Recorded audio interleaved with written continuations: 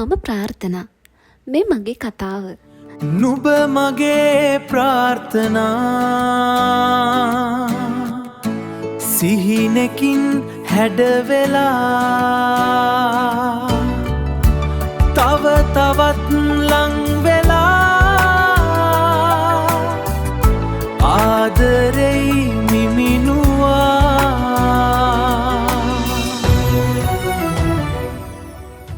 කලින් කොටසේදී ආර්යන් මාව සෞන්දර්ය පීඨයේ පරණ රඟහලකට එක්කගෙන ගියා.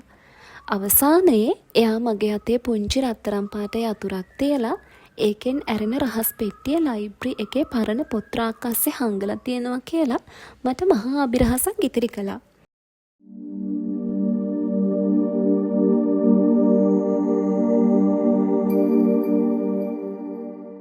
අද උදේ ඉඳන්ම මගේ හිත තිබුණේ ලයිබ්‍රරි එකේ ඒ පාළු පොත් රාක්ක අතරේ.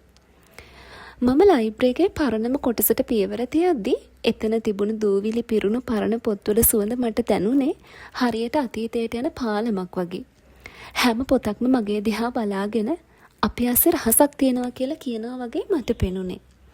මම එකින් එක රාක්ක හොයන්න ගත්තා. මගේ හදවතේ ගැස්ම මටම ඇහෙනවා.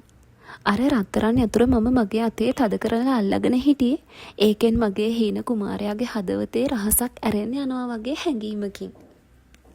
පැය ගානක් හැව්වට පස්සේ හරිම අඳුරු කොනක තිබුණු අවුරුදු ගානකින් කවුරුත් අත නොතියපු මහා විශාල පොත් දෙකක් අස්සේ හංගලා තිබුණු කුඩා ලී පෙට්ටියක් මගේ ඇහැ ගැටුණා. ඒකේ ලස්සන කැටයන් තිබුණා. මම ඒක හැමින් අතට ගත්තා. ඒක අතට ගත්ත ඒ තප්පරේ මගේ ඇඟ පුරාම අමුතු සීතලක් ගලාගෙන ගියා. මම වෙවුලන දෑතින් ඒ අතුර ඒ පුංචි සිදුරට දැම්මා. ක්ලික් කියලා හඬක් එක්ක ඒ පෙට්ටිය ඇරුණා. දෙවියනේ මගේ අස අදහ ගන්න බැරි වුණා. ඒ පෙට්ටිය ඇතුලේ තිබුණේ මහා වටින වස්තුවක් නම් නෙවෙයි. ඒක ඇතුලේ තිබුණේ මගේම පරණ කරාඹු ජෝඩුවක්. ඒක මට නැති වුණේ මීට අවුරුදු 2කට කලින්. මම කැම්පස් එකට පළවෙනි පාරට ආපු දවසේ. මම ඒක හොයලා අන්තිමේදී අමතක කරලා දාපු එකක්.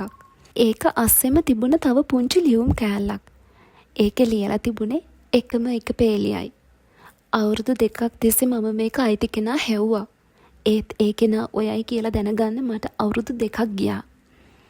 මගේ ඇස් වලින් කඳුළු කඩාගෙන වැටුණා. මට හුස්ම ගන්නත් අමතක වුණා. ආරෙන් මාව දන්නේ ඊයේ පෙරේදා ඉඳන් නෙවෙයි. එයා අවුරුදු 2ක් තිස්සේ මගේ මතකයන් පපුවට තුරුළු කරගෙන මාව හොයලා තියෙනවා. මම හිතුවේ මම විතරයි එයා ගැන හීන මැව්වේ කියලා. ඒත් එයා මටත් වඩා හීන ලෝකෙක මාව හොයලා තියෙනවා. මට දැන් ආරයන්ව දකින්න ඕනේ. මට ඕනේ එයාගෙන් අහන්න ඇයි මෙච්චර කල් බලන් හිටියේ කියලා. මම ලයිබ්‍රරි එකෙන් එළියට දිව්වේ පිස්සුවෙන් වගේ. එයා කොහේ ඇතිද? නුඹ මගේ ප්‍රාර්ථනා සිහිනකින් හැඩවෙලා